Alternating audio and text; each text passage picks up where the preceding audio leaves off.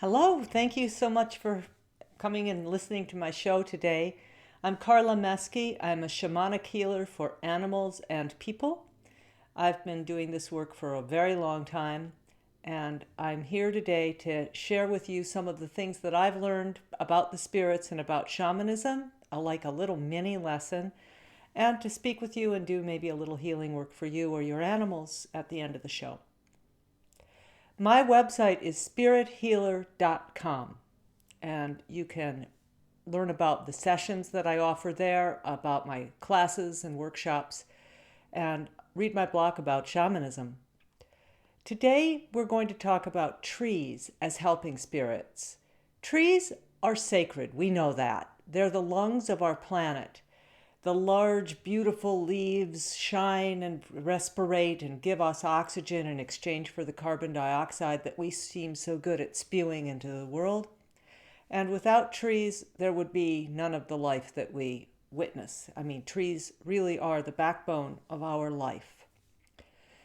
You've heard of power animals, you've heard of spirit guardians. We've talked about ancestor spirits as your guardians. We've talked about power animals as your guardians. Today, we're going to talk about trees as helping spirits. How the trees that you love you back, and how they are able to help you be the best you can be, heal you, inform you, and support you through all of life's trials and tribulations. So trees are our subject today. In my journey work with people lately, trees have been coming up a lot. The poplar tree, the cottonwood and the aspen, all the trees in the poplar family are especially sacred in shamanic work. And it's because of their deep connection to water and how water flows through everything. And it's because of their shiny leaf. So many of them have a dark side and a light side on their leaf. The silvery and the dark, just like life itself. Clouds have silver linings. The shimmering surface of the ocean invites us to dive in and go deep to meet spirit through the other side. The shimmering portals that we might see throughout the rest of the world have a nature to them, a silvery aspect to them that beckons us, that calls us in, that tells us that things aren't always as they seem. They aren't black and white. The surface between the worlds shines and shifts and changes. Poplars carry that power. Cottonwoods especially. And cottonwoods are such wonderful trees with their scraggly bark and their deep roots, often found in water. And that kindness, that smell that they have that's kind, and that soft feeling they have that encompasses us. Many of you probably have found a connection with a tree, maybe a cottonwood, maybe another kind of poplar, maybe an oak tree or a maple tree, maybe a big pine tree out in your favorite yard or out in a park that you love or in a place in nature. Think for a moment about a tree that's connected to you, a tree that you feel has bonded with you and has guided you. Maybe a place you'd go as a child and cling to that bark and climb that limb and sit there and feel protected. Think of that tree now. I behold you, beautiful tree. I behold your bark. I behold your leaf. I behold your root reaching deep into the sweet soil, pulling nutrients upwards, breathing life out your leaves into the sky. Sacred tree, you have seen what has come. You know what will go. Sacred tree, breathe with me. Help me be strong in my life. That's one possible meditation, a little saying you can give with a tree. Just allow whatever words are yours to come up when you connect with a sacred tree. And allow that tree to reach back in you and fill you with a sense of quietness and sacredness. Breathe that tree's breath. Allow your spine to be its trunk. And step inside the doorway and look up. what do you see? Do you see the leaves reaching to the sky and that shimmering surface, that shimmering, light breaking with their leaves, casting through, and the fairies above and the sky above? Now looking down, do you see the roots reach deep, deep into the soil, intermingling with those gorgeous other roots of the other trees and the other plants, and the fungus that feeds the roots and binds the whole forest? Do you see that? Now reach your hand out. You're there in the trunk. Reach your hand out. Is there some other hand reaching back to hold yours? Who grasps your hand? Who takes your hand right now? Who guides you? That being is a guide for you. That spirit breath from the tree is a guide for you. Sacred tree, hold my hand close. Be with me in my life. Help me be still when I am all aflutter and upset. Give me the perspective to see how things have been and how they can be and how they will be. And help me understand how to preserve the sacred nature that you support and that supports all of us. You've heard stories of people going into groves of sacred trees and becoming lost in the other world as they enter that sacred grove of oak, finding themselves carried back into the land of the fairies to meet ancestors and dream dreams impossible to them in their ordinary lives. Sacred groves do this for us. Sacred groves intersect the dimension of spirits. They bring the fairy world and the spirit world alive through their trunks, through their circle, through their power, into the world like a womb, like a gift. As we honor these trees, as we honor these sacred groves, we are reconnecting spirit and form. We're rebirthing spirit's breath on the planet. This is our job as light beings. This is our job as healers. This is our job as people who are connected to the spiritual realm. Our job is to be conscious of that and to honor that and to be in the sacred with these beautiful, beautiful forms. I'm about to give a workshop this weekend. I'm going up to Bumblebee Ranch, which is north of Phoenix, where I live. And I have people coming in. They're flying in from all around. And we'll be working with a very sacred concept of a tree shaped into man, shaped into portal, the tree of life as a portal between the worlds, bridging earth and sky, and creating an expansive, fluctuating, like a magnetic field of inspiration to heal ourselves and to heal the entire planet. The cards I work with, the fairy deck that I work with, I mentioned this to you before when Kathleen and I were on and we were reading from this card deck. It's called the card deck of the She, and it's a book by David Spangler and Jeremy Spiegel, or Jeremy Berg, excuse me. Jeremy Siegel is someone very different than that.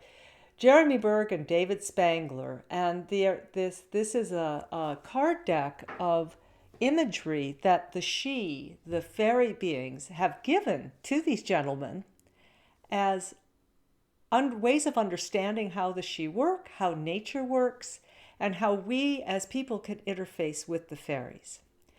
And I've been using this deck to get the direction for how my workshop should flow. And in the center of, wherever I work, I build a spiral labyrinth. And so I built my spiral labyrinth there years ago, and it's very alive and it's very strong. And I journeyed to it shamanically the other day to understand what we'd be doing in that spiral this year. And I saw erupting from the center of it a brown column with a huge bowl of brilliant white light at the top. And they were explaining that this was going to be a portal, we would be opening this gateway between the worlds in order to bring this healing power through that would first heal us and then radiate outwards in pulsations. Like it looked like some kind of one of those big things that they use for pulsing out radar for airplanes. It looked like that. So there'd be pulsations coming out from there that would be healing for first Arizona and the area around us, and then outward into the rest of the planet, spreading. So I journeyed, and I didn't even journey for this. I just asked the fairies to show me an image of what they meant in the card deck. And I picked up my deck of cards, a big, fat, thick deck of cards, and I drew one. And it was the image of the Holy Grail. It's a tree form, a brown tree form, with a cup of light at the top of it, radiating out brilliant sunlight. And superimposed through it, the imagery of a man, that we become the Grail, we become the bridge from earth to sky, containing the holy light and expanding it outward through our sacred heart, through our divine self. And this was the image they showed me of that portal in the center of this spiral that we have built. So what we're doing is big stuff, and we'll be doing it first and foremost for ourselves, and then for the expanded world around us. Understanding that whenever we shamanic people do healing work, and we're doing it on a planetary level, we ask our power animals, our teachers, and our spirit guides to direct the healing power that we are generating, that we are focusing and concentrating, that we ask them to carry it outward with their intention for its proper application. For you should never just throw healing at something without that something requesting it. You should never stick your nose in other people's business without their requesting it. And so we're going to ask our power animals and our teachers to spread that outward in a way that's appropriate for the planet, for those who have asked for help, for those who are seeking strength, guidance, and wisdom, to receive from our fountain, from our pulsating grail, the healing work that we will be generating and concentrating at Bumblebee. So if you'd like some of it, I'd like you to open your arms up and say, send some to me, send some to me, and your spirit guides will make sure you receive. Yeah. All right, Michael, do we have any callers? Anybody who might want to talk about trees and maybe have a power tree retrieved for them?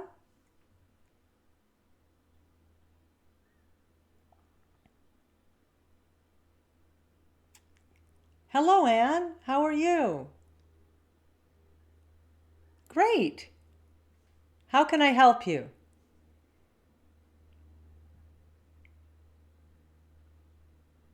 Yeah. Okay. So you'd just like me to connect you to a sacred tree, and is there any intention that you have, any healing that you might be seeking or understanding that you're looking for?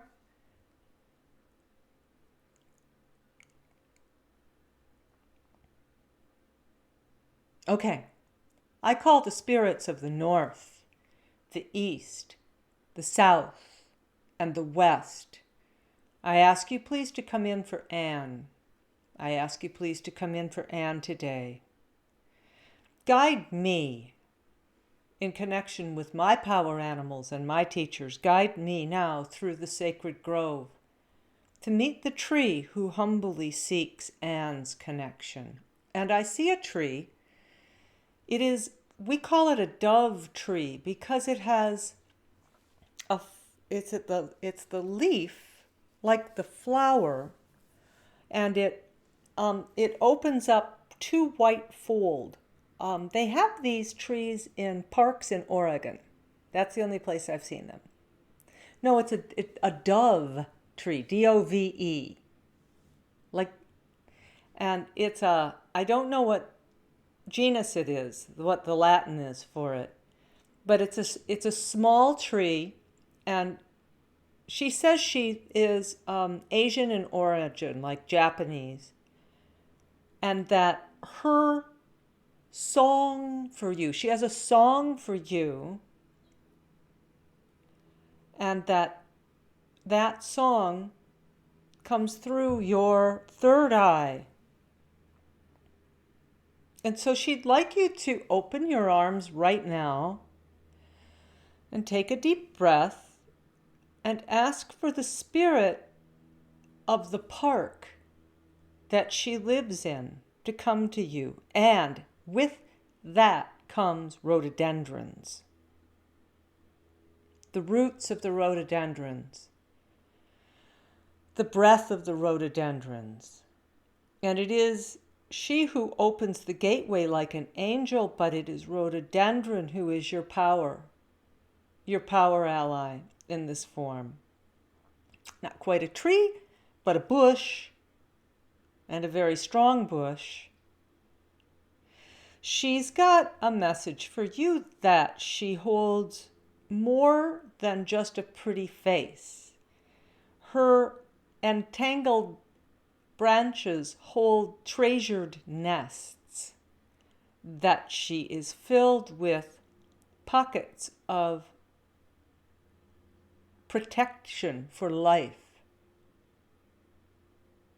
As you feel yourself nurturing sacred things inside yourself, know that the rhododendron holds you sacred as you bring these things into form. Not only your own thoughts and your own healing and your own heart, but that you have the innate capacity to recognize in others what they need and how to soothe them and reset them and turn them forward, like a young man who might be discouraged and thinking of turning wrong directions in his life. You can reset him and turn him back into wanting to become valuable to the world. You have that ability, and that ability, you, like the rhododendron, can nurture redirection in others so that they can have a fulfilled life and go back on the path of beauty. So when you're discouraged and you feel that it's, despite your best efforts, things aren't working out, remember that the rhododendron's blooms fall back at the end of her blooming season, and then she becomes something else. She becomes thick and green. Remember the cycle and the season, and that respect that at every stage of your cycle and your season, you are offering an important shelter and important grace for the world around you. So do not become discouraged. Just remember that by the nature of your being a giver, you are providing shelter and grace for the world around you. There you go. Thank you, rhododendron. How was that?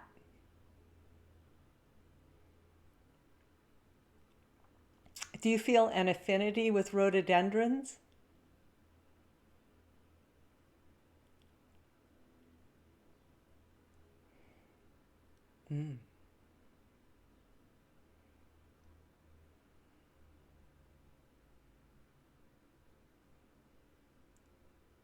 Ah, nice. Yeah, nurturing then, huh? Neat. Neat. You know, it's interesting how, because I'd said we were working with trees, the dove tree came, and The only place I've ever seen a dove tree was in a rhododendron grove. So the dove came in order to direct me to the rhododendron grove. Because I'd said tree, and the tree said, and your spirit said she needs rhododendron. Send a dove tree because Carla will know what that means. She'll go to a rhododendron grove when she goes to that tree.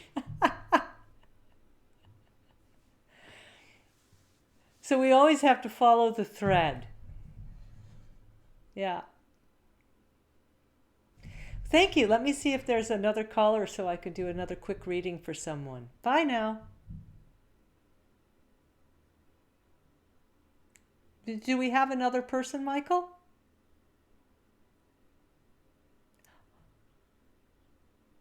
Oh, all right. Okay then. So I appreciate your listening to the show. Carla at SpiritHealer.com is my email address, and SpiritHealer.com is my website.